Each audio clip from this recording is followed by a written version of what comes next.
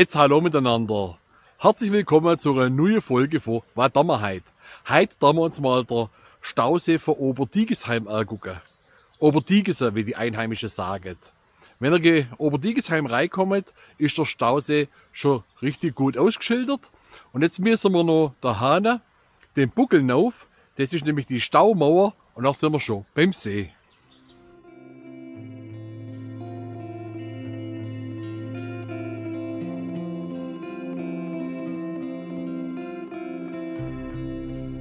Der Stausee von Oberdigisheim hat eigentlich die Funktion vom Hochwasserrückhaltebecken, weil der Kohlstadtbrunnenbach, der wo der See mit Wasser speist, in den 70er Jahren mehrmals Straßen und Grundstück in Oberdigisheim überschwemmt hat. Der See ist frei zugänglich und war sehr schnell beliebt bei Badegästen und Erholungssuchenden. Um den See herum gibt es großzügige Liegewiesen mit Spielplatz, mit Sitzbank und Grillstelle.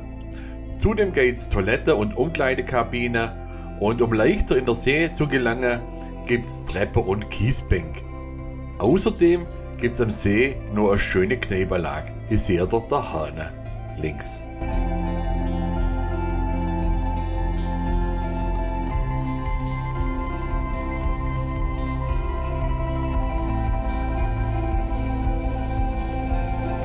Jetzt noch ein paar technische Daten zum Stausee.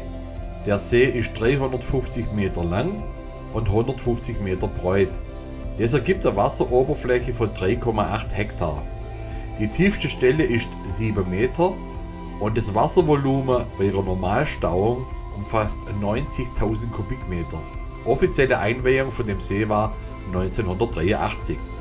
Oberdigisheim ist ein Stadtteil von Meßstetten und ist mit Hilfe vom Routenplaner sehr schnell und einfach zum Finden.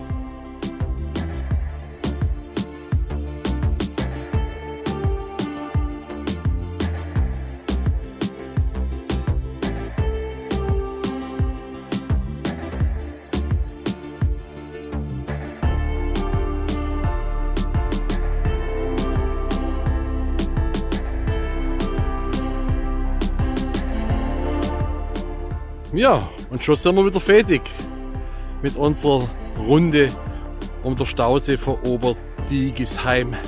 Oberdigisse. Seht ihr, unter der Woche ist gar nicht so viel los. Und da hinten ist sogar ein Schild, dass man mit dem Wohnmobil hier auch herstellen kann.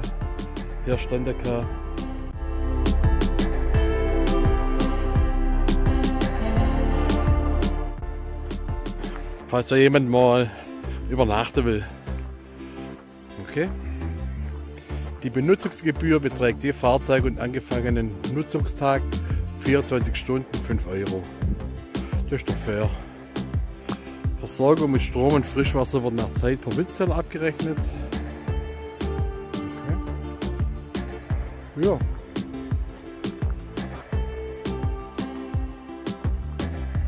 Also, Dankeschön fürs Zugucken. Like nicht vergessen und auch abonnieren, bitte, gell? Bis zum nächsten Mal, macht's gut, tschüss und ade.